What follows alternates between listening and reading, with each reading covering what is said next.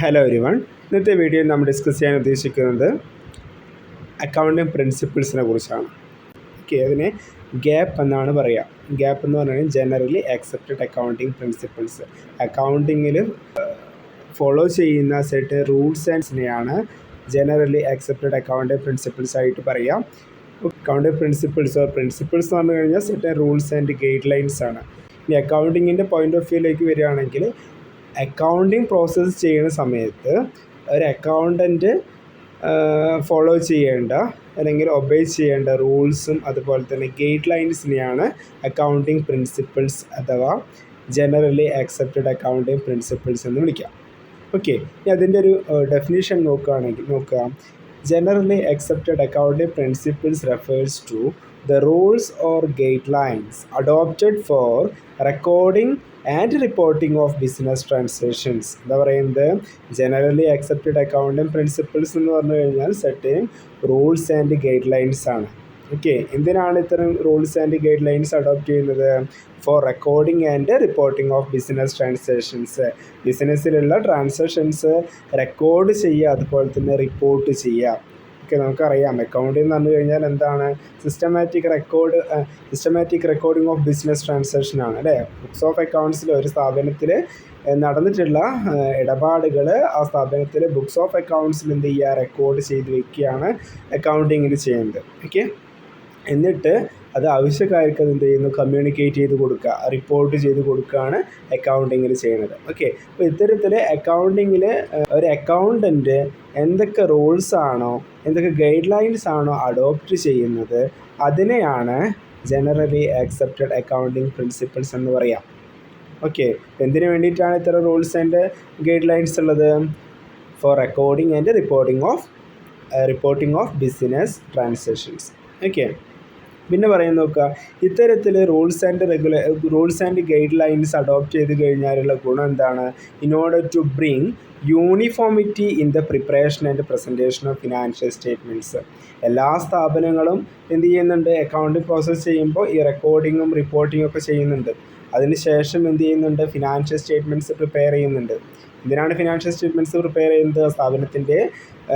സ്ഥാപനത്തിൽ പ്രോഫിറ്റാണോ ലോസാണോ ഉണ്ടായിട്ടുള്ളത് എന്ന് മനസ്സിലാക്കാൻ. ഓക്കെ, എന്ത് പ്രിപ്പയർ ചെയ്യുന്നുണ്ട്? ഫിനാൻഷ്യൽ സ്റ്റേറ്റ്മെൻറ്റ്സ് പ്രിപ്പയർ ചെയ്യുന്നുണ്ട്. ഓക്കെ, ഇങ്ങനെ ഓരോ സ്ഥാപനവും ഫിനാൻഷ്യൽ സ്റ്റേറ്റ്മെൻറ്റ്സ് പ്രിപ്പയർ ചെയ്യുമ്പോൾ ആ സ്ഥാപനങ്ങളുടെ അക്കൗണ്ട്സ്, ആ സ്ഥാപനങ്ങളിൽ പ്രിപ്പയർ ചെയ്യുന്ന ഫിനാൻഷ്യൽ സ്റ്റേറ്റ്മെൻറ്റ്സിൻ്റെയൊക്കെ ഒരു യൂണിഫോം മാനറിലേക്ക് കൊണ്ടുവരാനാണ് ഇത്തരത്തിലുള്ള റൂൾസും ഗൈഡ് ലൈൻസും ഇൻട്രൊഡ്യൂസ് ചെയ്തിട്ടുള്ളത്. ഇത്തരം റൂൾസിനെയാണ് ജനറലി ആക്സെപ്റ്റഡ് അക്കൗണ്ടിങ് പ്രിൻസിപ്പിൾസ് എന്ന് പറയാം. ഓക്കെ, സിമ്പിളായിട്ട് പറഞ്ഞു കഴിഞ്ഞാൽ അക്കൗണ്ടിങ് പ്രിൻസിപ്പിൾസ് എന്ന് പറഞ്ഞു കഴിഞ്ഞാൽ certain rules and guidelines ആണ്. എന്തിനു വേണ്ടിയിട്ടാണ്? ബിസിനസ് ട്രാൻസാക്ഷൻസ് റെക്കോർഡ് ചെയ്യാനും അതുപോലെ തന്നെ റിപ്പോർട്ട് ചെയ്യാനും. ഓക്കെ, ഇത്തരത്തിൽ certain rules and regulations adopt ചെയ്തിട്ട് ബിസിനസ് ട്രാൻസാക്ഷൻസ് റിപ്പോർട്ട് ചെയ്ത് കഴിഞ്ഞാൽ എന്ത് ഉറപ്പ് വരുത്താൻ പറ്റും? ഒരു യൂണിഫോമിറ്റി. ഫിനാൻഷ്യൽ സ്റ്റേറ്റ്മെൻറ്റ്സ് പ്രിപ്പയർ ചെയ്യുന്ന സമയത്ത് ഒരു യൂണിഫോമിറ്റി ഉറപ്പ് വരുത്താൻ എന്തിലൂടെ സാധിക്കും? ഇത്തരത്തിലുള്ള പ്രിൻസിപ്പിൾസ് ഫോളോ ചെയ്താൽ സാധിക്കും. Okay, these principles are also referred as concepts and conventions. Okay, ഇത്തരം പ്രിൻസിപ്പിൾസിനെ generally accepted accounting principles or accounting പ്രിൻസിപ്പിൾസിനെ നമുക്ക് രണ്ടായിട്ട് ക്ലാസിഫൈ ചെയ്യാം, അല്ലെങ്കിൽ രണ്ടായിട്ട് പറയാം.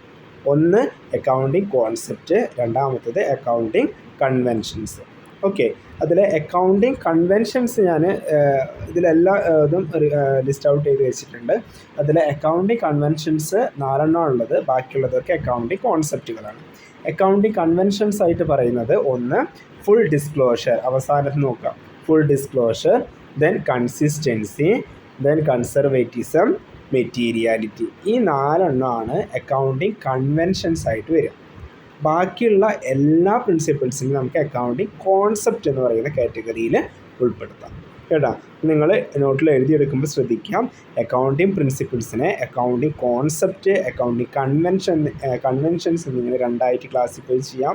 അതിൽ അക്കൗണ്ടിങ് കൺവെൻഷൻസിൽ വരുന്ന 4 ഉള്ളൂ: full disclosure, consistency, conservatism and materiality. Okay, ബാക്കിയുള്ള എല്ലാതും അക്കൗണ്ടിങ് കോൺസെപ്റ്റ്സിൻ്റെ അണ്ടറിലാണ് വരിക. ഓക്കെ, ഏതൊക്കെയാണ് വരുന്നത്? Business entity, business entity, money measurement, going concern, accounting period, cost concept, dual aspect of duality, revenue recognition or realisation, matching, full disclosure, consistency, conservatism or prudence, materiality and objectivity. ഇനി ഇതിലെ ഓരോന്നിനെ കുറിച്ച് നമുക്ക് പഠിക്കേണ്ടതായിട്ടുണ്ട്. Exam point of view വളരെ important ആണ്.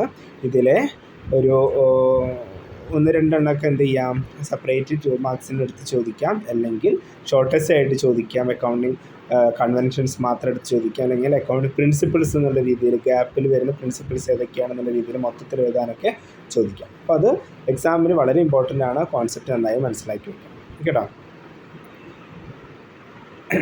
പിന്നെ നിങ്ങൾ ഭാവിയിൽ നിങ്ങളൊരു അക്കൗണ്ടൻ്റായിട്ട് ജോലിക്ക് കയറുകയാണെങ്കിൽ അക്കൗണ്ടൻ്റ് എന്നുള്ള രീതിയിൽ അറിഞ്ഞിരിക്കേണ്ടതായിട്ടുള്ള അക്കൗണ്ടിങ് പ്രിൻസിപ്പിൾസാണ്. ഞാൻ തുടക്കത്തിൽ പറഞ്ഞു, ഒരു അക്കൗണ്ടൻ്റ് ആയി കഴിഞ്ഞാൽ ആ അക്കൗണ്ടൻ്റ് ഫോളോ ചെയ്യേണ്ട റൂൾസ് ആൻഡ് ഗൈഡ് ലൈൻസ് ആണ് ഈ ഗ്യാപ്പിൽ പറയുന്നത്, ഈ അക്കൗണ്ടിങ് പ്രിൻസിപ്പിൾസിൽ പറയുന്നത്. അപ്പോൾ അതുകൊണ്ട് തന്നെ നിങ്ങൾ ഭാവിയിൽ ഒരു അക്കൗണ്ടൻ്റ് ആവാൻ ആഗ്രഹിക്കുന്നുണ്ടെങ്കിലല്ല, നിങ്ങളൊരു അക്കൗണ്ടിങ് സ്റ്റുഡൻ്റ് ആണ്, അല്ലെങ്കിൽ അക്കൗണ്ടിങ് സ്റ്റുഡൻ്റ് എന്നുള്ള രീതിയിൽ മസ്റ്റായിട്ട് നിങ്ങൾ ഈ പ്രിൻസിപ്പിൾസ് കാണാതെ അറിഞ്ഞിരിക്കണം, മനസ്സിലാക്കി വെച്ചിരിക്കും കേട്ടോ. ഇതിൽ ഓരോ പ്രിൻസിപ്പിൾസ് നോക്കാം. ഒന്നാമത്തത് business entity concept. Business entity കോൺസെപ്റ്റിനെ വിളിക്കുന്ന മറ്റൊരു പേരാണ് അക്കൗണ്ടിങ് എൻറ്റിറ്റി കോൺസെപ്റ്റ്. ഓക്കെ, ഈ കോൺസെപ്റ്റിൽ പറയുന്ന ഈ ഒരു പ്രിൻസിപ്പിൾ പ്രകാരം പറയുന്നത് എന്താണെന്ന് വെച്ച് കഴിഞ്ഞാൽ, this concept assumes that the entity of a business is different from its owner. Okay, ഒരു നമുക്കറിയാം, ഒരു സ്ഥാപനം തുടങ്ങുക എന്ന് പറയുമ്പോൾ ആ സ്ഥാപനത്തിൽ എന്തുണ്ടായിരിക്കും, ഒരു ഓണർ ഉണ്ടായിരിക്കും അല്ലേ. ആ ഓണർ എന്ന് പറയുന്നത് ബിസിനസ്സിൽ നിന്ന് സെപ്പറേറ്റ് ചെയ്ത് എടുക്കാമെന്നാണ് പറഞ്ഞത്. ഓക്കെ, ഞാനൊരു കട തുടങ്ങുകയാണെങ്കിൽ ഞാനും കടയും തമ്മിൽ യാതൊരു ബന്ധമില്ല. ഞാനും കടയും തമ്മിൽ ഒന്നല്ല രണ്ടും സെപ്പറേറ്റഡ് ആണെന്നാണ് ഈ ഒരു കോൺസെപ്റ്റിൽ പറയുന്നത്, ബിസിനസ് എൻറ്റിറ്റി കോൺസെപ്റ്റിൽ പറയുന്നത്. ഓക്കെ, ഇവിടെ നോക്കുക. ഫോർ അക്കൗണ്ടിങ് പർപ്പസിന് വേണ്ടിയിട്ട് the business is treated as A unit or entity separate from A person who controls it. Okay, ഈ അക്കൗണ്ടിങ് പർപ്പസുമായി ബന്ധപ്പെട്ട് അല്ലെങ്കിൽ പർപ്പസിന് വേണ്ടിയിട്ട് ഒരു ബിസിനസ്സിനെ ഒരു സെപ്പറേറ്റ് യൂണിറ്റ് ആയിട്ടോ അല്ലെങ്കിൽ സെപ്പറേറ്റ് എൻറ്റിറ്റി ആയിട്ടാണ് ട്രീറ്റ് ചെയ്യുക. ഓക്കെ, ആരാണോ ആ ബിസിനസ്സിൻ്റെ ഓണർ അല്ലെങ്കിൽ ആരാണോ ബിസിനസ് കൺട്രോൾ ചെയ്യുന്നത്, അയാളെ ആ സ്ഥാപനത്തിൽ നിന്ന് വേറിട്ട് നിൽക്കുന്ന ഒരു എൻറ്റിറ്റി അല്ലെങ്കിൽ വേറിട്ട് നിൽക്കുന്ന ഒരു എൻറ്റിറ്റി ആയിട്ടാണ് ട്രീറ്റ് ചെയ്യുക എന്നാണ് പറയുന്നത്. The personal affairs of the owner should not be mixed with the affairs of the business. ഒരു സ്ഥാപനത്തിലെ ഓണർക്ക് ഒരുപാട് പേഴ്സണൽ കാര്യങ്ങളുണ്ടാവും. ആ പേഴ്സണൽ കാര്യങ്ങളൊന്നും നമുക്ക് നമ്മൾ എന്ത് ചെയ്യാൻ പാടില്ല, ബിസിനസ്സുമായി കണക്ട് ചെയ്ത് പറയരുതെന്നാണ് പറഞ്ഞത്. ഒരു ഓണറെ സംബന്ധിച്ചിടത്തോളം ഒരു ഓണർക്ക് ഒരു സ്വന്തമായിട്ട് ഒരു കാറുണ്ടെങ്കിൽ ആ കാറിനെ ആ സ്ഥാപനത്തിൻ്റെ കാറായിട്ട് കൺസിഡർ ചെയ്യാൻ പറ്റില്ല. അതാണ് ഒരു എക്സാമ്പിളായിട്ട് നമുക്ക് പറയാൻ പറ്റും. ഓക്കെ, പിന്നെ ഒരു സ്ഥാപനത്തിലേക്ക് ക്യാപിറ്റൽ കൊണ്ടുവരുന്നത് ഓണറാണ് അല്ലേ. ആ ക്യാപിറ്റൽ എന്ന് പറയുന്നത് സ്ഥാപനത്തിനെ സംബന്ധിച്ചിടത്തോളം ഒരു ലയബിലിറ്റി ആയിട്ടാണ് ട്രീറ്റ് ചെയ്യുക. ഓക്കെ, ഒരു സ്ഥാപനം തുടങ്ങാൻ വേണ്ടിയിട്ട് ഓണർ എന്തെങ്കിലും ക്യാഷോ അല്ലെങ്കിൽ മണിയുടെ രൂപത്തിലുള്ള എന്തെങ്കിലും സാധനങ്ങൾ കൊണ്ടുവരികയാണെങ്കിൽ അതിനാണ് ക്യാപിറ്റൽ എന്ന് പറയുക. ആ ക്യാപിറ്റൽ എന്ന് പറയുന്നത് എന്താണ്, സ്ഥാപനത്തെ സംബന്ധിച്ചിടത്തോളം ഒരു ബാധ്യതയായിട്ടാണ് പറയുക. ഓക്കെ, നമ്മൾ എന്നാണോ ആ ഒരു സ്ഥാപനം അടച്ചുപൂട്ടുന്നത് ആ ഒരു പർട്ടിക്കുലർ പീരീഡിൽ എന്ത് ചെയ്യണം എന്ന് പറയുന്നത് ആ ഓണർക്ക് അത് തിരിച്ച് കൊടുക്കേണ്ടതായിട്ട് വരും. അതുകൊണ്ട് അതിന് ഒരു ലയബിലിറ്റി ആയിട്ടാണ് ക്യാപിറ്റൽ, ഒരു മൂലധനത്തിന് എന്തായിട്ടാണ് ട്രീറ്റ് ചെയ്യുക, ഒരു ബാധ്യതയായിട്ടാണ് ട്രീറ്റ് ചെയ്യുക. ഓക്കെ, അപ്പോൾ അതൊക്കെ എന്തുമായി ബന്ധപ്പെട്ടതാണ്, ബിസിനസ് എൻറ്റിറ്റി കോൺസെപ്റ്റുമായി ബന്ധപ്പെട്ടുള്ള പ്രിൻസിപ്പിളാണ്. ഓക്കെ, അപ്പോൾ ഒന്നാമത്തെ പ്രിൻസിപ്പിൾ പറയുന്നത് ബിസിനസ് എൻറ്റിറ്റി കോൺസെപ്റ്റാണ്. ബിസിനസ്സും ഓണറും തമ്മിൽ യാതൊരു ബന്ധവും, രണ്ടും സെപ്പറേറ്റഡ് ആണ്. ഓക്കെ, രണ്ടാമത് പറയുന്നത് മണി മെഷർമെൻറ്റ് കോൺസെപ്റ്റ്. വളരെ ഇമ്പോർട്ടൻ്റ് ആയിട്ടുള്ള മറ്റൊരു കോൺസെപ്റ്റാണ് മണി മെഷർമെൻറ്റ് കോൺസെപ്റ്റ് എന്ന് പറഞ്ഞു കഴിഞ്ഞാൽ, this concept states that only those transactions and happenings in an organization which can be expressed in terms of money are to be recorded in the books of accounts. സ്ഥാപനത്തിൽ accounting process ഒരു accounting ചെയ്യുന്ന സമയത്ത് അവിടെ എന്ത് ചെയ്യുന്നുണ്ട്, ആദ്യത്തെ step എന്നുള്ള രീതിയിൽ ട്രാൻസാക്ഷൻസ് ഐഡൻറ്റിഫൈ ചെയ്യുന്നുണ്ട്. ദെൻ ഐഡൻറ്റിഫൈ ചെയ്തിട്ടുള്ള ട്രാൻസാക്ഷൻസ് തന്നെ റെക്കോർഡ് ചെയ്ത് വയ്ക്കുന്നുണ്ട്.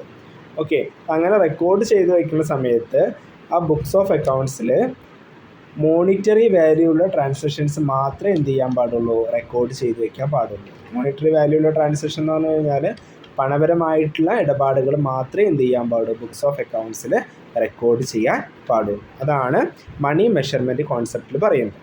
Those transactions which cannot be expressed in terms of money are not recorded in the books of accounts. Monetary വാല്യൂവിൽ എക്സ്പ്രസ് ചെയ്യാൻ പറ്റാത്ത ഓക്കെ പണപരമായിട്ടല്ലാത്ത ഒരു ട്രാൻസാക്ഷൻ ബിസിനസ്സിന് നടന്നിട്ടുണ്ടെങ്കിൽ അതെന്ത് ചെയ്യാൻ പാടില്ല, ബിസിനസ്സിൻ്റെ ബുക്സ് ഓഫ് അക്കൗണ്ട്സിൽ റെക്കോർഡ് ചെയ്ത് വയ്ക്കാൻ പാടില്ല. അതാണ് മണി മെഷർമെൻറ്റ് കോൺസെപ്റ്റിൽ പറയുന്നത്. ദെൻ മൂന്നാമത്തത് going concern concept. Going concern concept എന്ന് പറഞ്ഞു കഴിഞ്ഞാൽ a business firm will continue to carry on its business activities for an indefinite period of time. Okay, ഒരു സ്ഥാപനം തുടങ്ങുക എന്ന് പറയുന്നത് ഇൻഡെഫിനിറ്റ് പീരീഡ് ഓഫ് ടൈമിലേക്കാണ്. അല്ലാതെ ഇന്ന് തുടങ്ങിയിട്ട് നാളെ അടച്ചു പൂട്ടണം എന്ന ലക്ഷ്യത്തോടു കൂടി ആയിരിക്കരുത് എന്ത് ചെയ്യേണ്ടത്, ഒരു ബിസിനസ് തുടങ്ങേണ്ടത്. ഇൻഡെഫിനിറ്റ് പീരീഡ് ഓഫ് ടൈമിലേക്കായിരിക്കണം ബിസിനസ്സിൻ്റെ ആക്ടിവിറ്റീസ് കണ്ടിന്യൂ ചെയ്ത് പോകേണ്ടത്. അതാണ് പറയുന്നത്. Okay, there is no intention to liquidate the business in near future.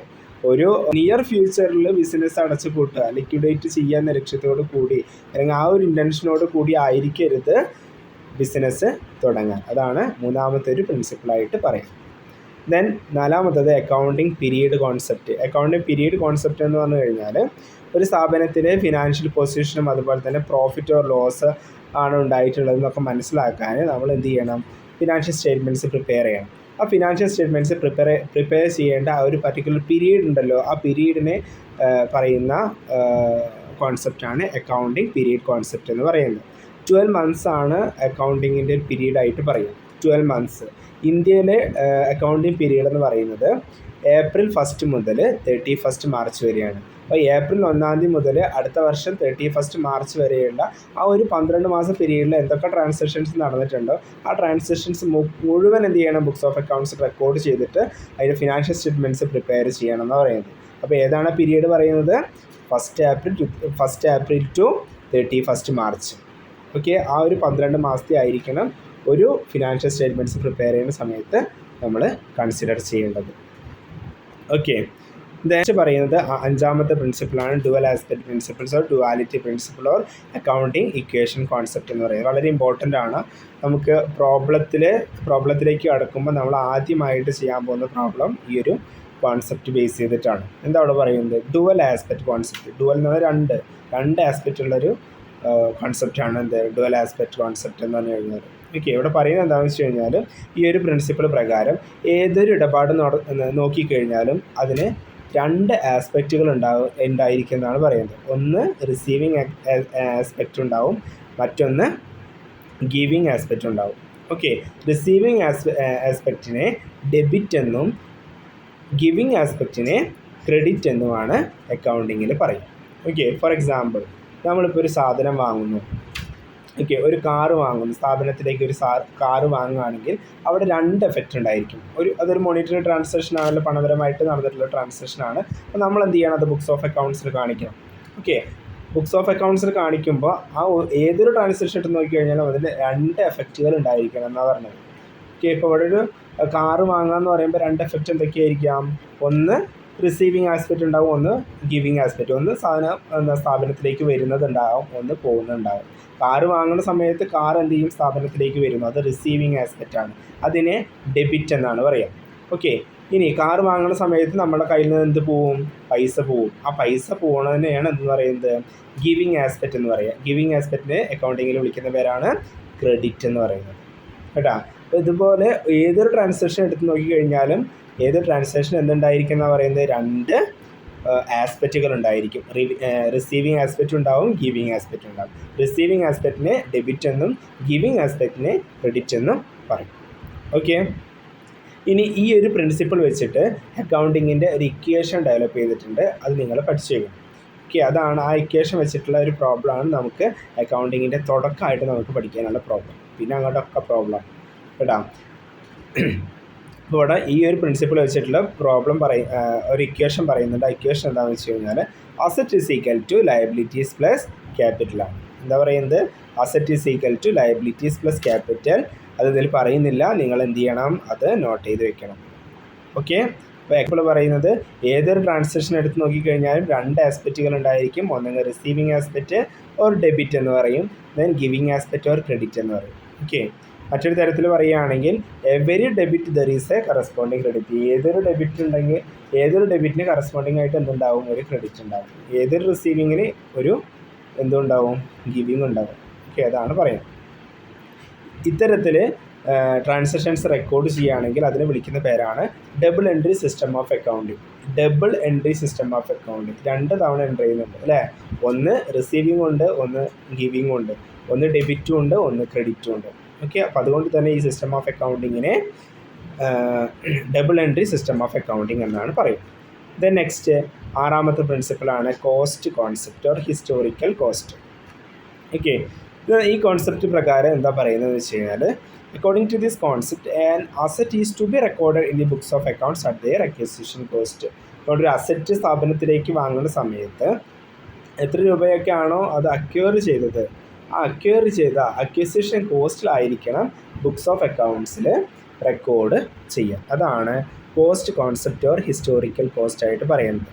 It includes purchase price, transportation cost, installation cost etcetera. ഒരു സ്ഥാപനം സംബന്ധിച്ചിടത്തോളം ഒരു മെഷീനറി വാങ്ങുകയാണെങ്കിൽ ആ മെഷീനറിയുടെ മുകളിൽ പർച്ചേസ് പ്രൈസ് ഉണ്ടാവും, ആ മെഷീനറിയുടെ ആ പർട്ടിക്കുലർ മെഷീനറിയുടെ പ്രൈസ് ഉണ്ടാവും.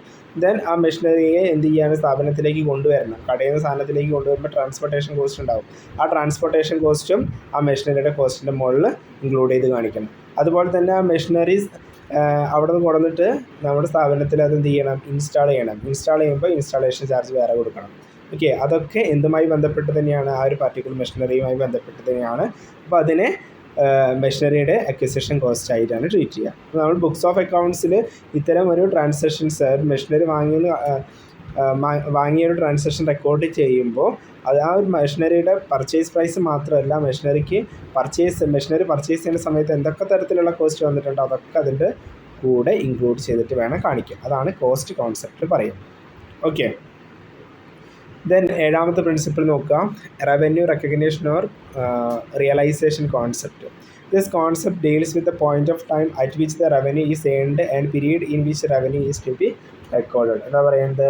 ആ ഒരു കോൺസെപ്റ്റ് പ്രകാരം എപ്പോഴാണോ റവന്യൂ ഏൺ ചെയ്യണത് ആ ഒരു പർട്ടിക്കുലർ പീരീഡിലായിരിക്കണം റവന്യൂ റെക്കോർഡ് ചെയ്ത് വെക്കേണ്ടത്. ഓക്കെ, റവന്യൂ എന്ന് പറഞ്ഞാൽ സെയിൽസാണ് ഉദ്ദേശിക്കുന്നത് കേട്ടോ. സാധനങ്ങൾ വിൽക്കുന്ന സമയത്ത് കിട്ടുന്ന പൈസ ഉണ്ടല്ലോ, ഇതിനെയാണ് റവന്യൂ ഉദ്ദേശിക്കുന്നത്. അപ്പോൾ സാധനങ്ങൾ എപ്പോഴാണോ വിറ്റിട്ട് പൈസ നമ്മുടെ കയ്യിൽ കിട്ടുന്നത് ആ ഒരു പർട്ടിക്കുലർ ടൈമിൽ മാത്രമേ എന്ത് ചെയ്യാൻ പാടുള്ളൂ? ആ ഒരു ട്രാൻസാക്ഷൻ റെക്കോർഡ് ചെയ്ത് വെക്കാൻ പാടുള്ളൂ.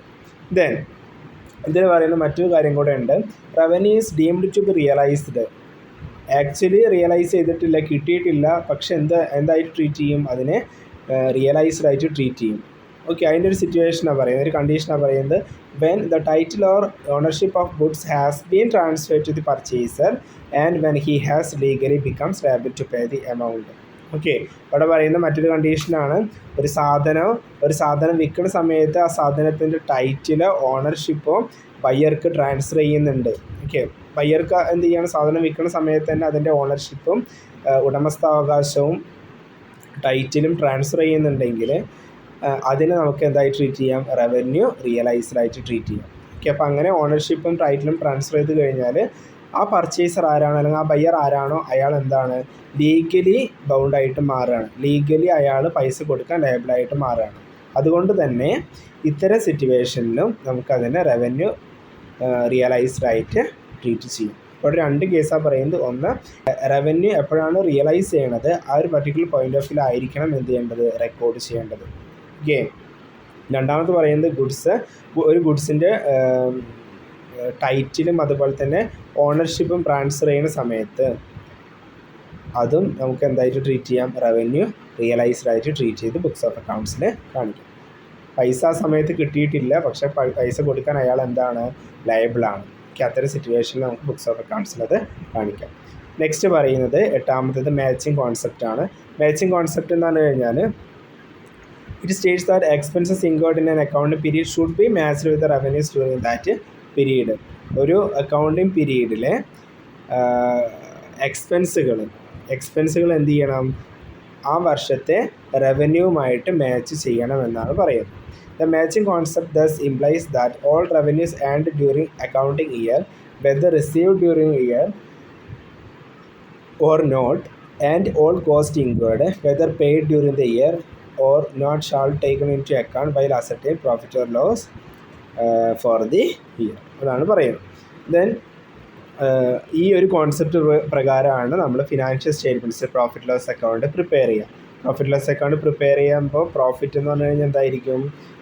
റവന്യൂ എക്സ്പെൻസിനേക്കാൾ കൂടുതലായിരിക്കും. റവന്യൂ മൈനസ് എക്സ്പെൻസ് ആണ് അതിനെ പ്രോഫിറ്റ് എന്ന് പറയും. വരുമാനം ചെലവിനേക്കാൾ കൂടുതലാണെങ്കിൽ അവിടെ പ്രോഫിറ്റ് ആയിട്ട് നമുക്ക് പറയാം. നേരെ തിരിച്ച് വരുമാനം ചെലവിനേക്കാൾ കുറവാണെങ്കിൽ അവിടെ നമുക്ക് നഷ്ടം അല്ലെങ്കിൽ ലോസ് ആയിട്ടും പറയാം. അത് ഈ ഒരു കോൺസെപ്റ്റ് പ്രകാരമാണ്, മാച്ചിങ് കോൺസെപ്റ്റ്. ഓക്കെ. ദെൻ അടുത്ത കൺവെൻഷനാണ് full disclosure concept. Full disclosure concept എന്ന് പറഞ്ഞു കഴിഞ്ഞാൽ the principle of full disclosure requires that all material and relevant facts concerning financial performance of an enterprise must be fully disclosed in the financial statements. സ്ഥാപനത്തിൻ്റെ financial പെർഫോമൻസുമായി ബന്ധപ്പെട്ട് എന്തൊക്കെ കാര്യങ്ങൾ സ്ഥാപനത്തിൽ നടക്കുന്നുണ്ടോ, എന്തൊക്കെ സിഗ്നിഫിക്കൻ്റ് ആയിട്ട്, എന്തൊക്കെ മെറ്റീരിയലായിട്ട്, എന്തൊക്കെ റെലവൻ്റ് ആയിട്ടുള്ള കാര്യങ്ങൾ ആ സ്ഥാപനത്തിൽ നടക്കുന്നുണ്ടോ അതൊക്കെ എന്ത് ചെയ്യണം? ഫുള്ളി ഡിസ്ക്ലോസ് ചെയ്യണം. എവിടെ ഡിസ്ക്ലോസ് ചെയ്യണം? ഫിനാൻഷ്യൽ സ്റ്റേറ്റ്മെൻറ്റ്സിൽ ഡിസ്ക്ലോസ് ചെയ്യണം എന്നാണ് പറയുന്നത്. വെളിപ്പെടുത്താം. ഓക്കെ, ഡിസ്ക്ലോസ് ചെയ്യുന്നതാണ് വെളിപ്പെടുത്താം. This is to enable the users to make correct decision about the profitability and financial soundness of the enterprise and help them to informed decision. പ്രോപ്പറായിട്ട് material ആയിട്ടുള്ള അല്ലെങ്കിൽ significant ആയിട്ടുള്ള relevant ആയിട്ടുള്ള ഇൻഫോർമേഷൻസ് റെക്കോർഡ് ചെയ്ത് കഴിഞ്ഞാൽ ഒരു സ്ഥാപനത്തിൻ്റെ കറക്റ്റായിട്ടുള്ള പ്രോഫിറ്റബിലിറ്റി എന്ത് ചെയ്യാൻ പറ്റും? മനസ്സിലാക്കാൻ പറ്റും. അതുപോലെ തന്നെ ഒരു സ്ഥാപനത്തിൻ്റെ ഫിനാൻഷ്യൽ വയബിൾ ആണോ, ഫിനാൻഷ്യൽ സൗണ്ട്നെസ് എത്രത്തോളം ഉണ്ട് അതും കൂടെ മനസ്സിലാക്കാൻ സാധിക്കും. നെക്സ്റ്റ് 10ാമതാണ് consistency concept. Consistency means continuity or steadiness. Okay, states that accounting principles and methods should remain consistent from one year to another. Okay, ഇവിടെ പറയുന്നത് എന്താണെന്ന് വെച്ച് കഴിഞ്ഞാൽ ഒരു സ്ഥാപനം ഒരു അക്കൗണ്ട് പ്രിൻസിപ്പിൾ ഈ വർഷം ഉപയോഗിക്കുന്നുണ്ടെങ്കിൽ അടുത്ത വർഷങ്ങളിലും ആ സെയിം പ്രിൻസിപ്പിൾ തന്നെ ആയിരിക്കണം ഫോളോ ചെയ്യേണ്ടത്. അതാണ് കൺസിസ്റ്റൻസി കോൺസെപ്റ്റ് എന്ന് പറയുന്നത്. ഓക്കെ, ഇപ്പോൾ കോമൺ ആയിട്ട് നമ്മൾ പറയുക ഡിപ്രീസിയേഷനാണ്. ഡിപ്രീസിയേഷൻ എന്ന് പറഞ്ഞാൽ തേയ്മാനം. ഈ ഫിക്സഡ് അസറ്റുകൾക്ക് മുകളിൽ വരുന്ന അതിൻ്റെ വാല്യൂ കുറയുന്നുണ്ടല്ലോ, ആ വാല്യൂ കുറയുന്നതിനെയാണ് ഡിപ്രീസിയേഷൻ എന്ന് പറയുക. ആ ഡിപ്രീസിയേഷൻ നമുക്ക് അക്കൗണ്ടിങ്ങിൽ പല രീതിയിൽ നമുക്ക് കാൽക്കുലേറ്റ് ചെയ്യാൻ പറ്റും.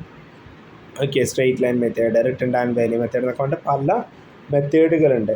ഓക്കെ, ആ മെത്തേഡുകളിൽ ഏത് മെത്തേഡാണോ ആദ്യം ഫോളോ ചെയ്തത് അത് തന്നെ എന്ത് ചെയ്യണം എന്ന് പറയുന്നത് കൺസിസ്റ്റൻ്റ് ആയിട്ട് നെക്സ്റ്റ് ഇയറിൽ ഫോളോയിങ് ഇയേഴ്സിലേക്കും ഫോളോ ചെയ്യണം. ഓക്കെ, കൺസിസ്റ്റൻ്റ് ആയിരിക്കണം എന്ന് പറയുന്നത്. ഇപ്പോൾ അക്കൗണ്ടിങ് പ്രിൻസിപ്പിൾസും മെത്തേഡ്സും എപ്പോഴും എന്തായിരിക്കണം? കൺസിസ്റ്റൻ്റ് ആയിരിക്കണം. വർഷം എന്ത് ചെയ്യാൻ പാടില്ല, അതിനെ മാറ്റാൻ പാടില്ല. Okay, the next conservatism concept or principle of prudence. According to this concept, all anticipated losses should be recorded in the books of accounts. ഈ ഒരു കോൺസെപ്റ്റ് പ്രകാരം ഭാവിയിൽ വരാൻ സാധ്യതയുള്ള ആൻറ്റിസിപ്പേറ്റഡ് ലോസസ് എന്ത് ചെയ്യാം? ബുക്സ് ഓഫ് അക്കൗണ്ട്സിൽ റെക്കോർഡ് ചെയ്ത് വയ്ക്കാം. But anticipated or unrealised gains should be ignored. എന്നാൽ ആൻറ്റിസിപ്പേറ്റഡ് ഭാവിയിൽ വരാൻ സാധ്യതയുള്ള പ്രോഫിറ്റോ ലോസ് ചെയ്ത് വയ്ക്കാൻ പാടില്ല. അതാണ് conservatism or principle of prudence എന്ന് പറഞ്ഞത്. ഓക്കെ, അതിന് എക്സാമ്പിൾ പറയുന്നത് inventory is valued at cost or market price whichever is less. Next materiality concept. Materiality concept എന്ന് പറയുന്നത് accounting should focus only on material facts. The materiality of fact depends on its nature and amount involved. For example, stock of paper, pencils, pens, scales, etc. are not shown as asset. Whatever amount of stationery is bought in an accounting period is treated as expenses of that period. നമ്മൾ പറയുന്നത് ഒരു സ്ഥാപനത്തെ സംബന്ധിച്ചിടത്തോളം paper, pen, pencil, scale എന്ന് പറയുന്നത് ആ stationery items ഒക്കെ എന്തായിട്ട് ട്രീറ്റ് ചെയ്യാൻ പറ്റില്ല? ഒരു അസറ്റായിട്ട് ട്രീറ്റ് ചെയ്യാൻ പറ്റില്ല. ഓക്കെ, അത്തരത്തിലുള്ള സ്റ്റേഷനറി ഐറ്റത്തിനെ ഒരു പർട്ടിക്കുലർ പീരീഡിലെ എക്സ്പെൻസ് ആയിട്ടാണ് ട്രീറ്റ് ചെയ്യാൻ പാടുള്ളൂ എന്നാണ് മെറ്റീരിയാലിറ്റി കോൺസെപ്റ്റിൽ പറയുന്നത്. ഓക്കെ, അപ്പോൾ ഈ ഒരു കോൺസെപ്റ്റ് പ്രകാരം അക്കൗണ്ടിങ്ങിന് മെറ്റീരിയൽ ഫാക്ട്സ് മാത്രം ഫോക്കസ് ചെയ്താൽ മതി. ഇമ്മെറ്റീരിയൽ ആയിട്ടുള്ള ഫാക്ട്സിന് അത്ര ഇമ്പോർട്ടൻസ് കൊടുക്കണ്ട എന്നാണ് പറയുന്നത്. അപ്പോൾ അതിന് മെറ്റീരിയാലിറ്റി അല്ലെങ്കിൽ ഒരു മെറ്റീരിയൽ ഫാക്റ്റാണ് എന്ന് പറയുകയാണെങ്കിൽ എന്തൊക്കെ ബേസ് ചെയ്തിട്ടാണ് പറയുക? അതിൻ്റെ നേച്ചർ, ആ സാധനത്തിൻ്റെ നേച്ചറും അതുപോലെ തന്നെ അതിൻ്റെ എമൗണ്ട്, അത് രണ്ടും ബേസ് ചെയ്തിട്ടാണൊരു ട്രാൻസാക്ഷൻ അല്ലെങ്കിൽ ഒരു വസ്തു മെറ്റീരിയൽ ആണോ അല്ലയോ എന്ന് തീരുമാനിക്കും. ഓക്കെ, ദെൻ നെക്സ്റ്റ് 13ാമത്തെ പ്രിൻസിപ്പിൾ, ലാസ്റ്റ് പ്രിൻസിപ്പിളാണ് objectivity concept or verifiable objective concept. Okay, നോക്കുക, this principle states that the accounting data provided in the books of account should be verifiable and dependable. നമുക്കറിയാം ബുക്സ് ഓഫ് അക്കൗണ്ട്സിൽ എന്ത് ചെയ്യുന്നുണ്ട്, ഓരോ transaction നടന്നു കഴിഞ്ഞാലും അത് റെക്കോർഡ് ചെയ്ത് വയ്ക്കുന്നുണ്ട്. ഓക്കെ, അങ്ങനെ റെക്കോർഡ് ചെയ്ത് വെക്കുന്ന ട്രാൻസാക്ഷൻസിന് തക്കതായിട്ടുള്ള പ്രൂഫ് ഉണ്ടായിരിക്കണം, അത് വെരിഫയബിൾ ആയിരിക്കണം, ഡിപ്പെൻഡബിൾ ആയിരിക്കണം എന്നാണ് പറയുന്നത്. ഓക്കെ, വെരിഫൈ ചെയ്തിട്ട് ഇങ്ങനെ ട്രാൻസാക്ഷൻ നടന്നിട്ടുണ്ടെന്ന് വെരിഫൈ ചെയ്തിട്ട് മാത്രമേ എന്ത് ചെയ്യാൻ പാടുള്ളൂ, ബുക്സ് ഓഫ് അക്കൗണ്ട്സിൽ റെക്കോർഡ് ചെയ്ത് വയ്ക്കാൻ പാടുള്ളൂ എന്നാണ് പറയുന്നത്. എങ്ങനെയാണത് വെരിഫൈ ചെയ്യുക? ഇതിന് തക്കതായിട്ടുള്ള ഒരു സപ്പോർട്ടിംഗ് ഡോക്യുമെൻ്റ് ഉണ്ടോ എന്ന് നോക്കിയാൽ മതി. ഓക്കെ, ഒരു സപ്പോർട്ടിംഗ് ഡോക്യുമെൻ്റ് ഉണ്ടെങ്കിൽ മാത്രമേ എന്ത് ചെയ്യാൻ പാടുള്ളൂ, ബുക്സ് ഓഫ് അക്കൗണ്ട്സിൽ റെക്കോർഡ് ചെയ്ത് വയ്ക്കാൻ പാടുള്ളൂ. The figures shown in the financial statement should have supportive evidence such as bills, vouchers, etc. which constitute the source documents.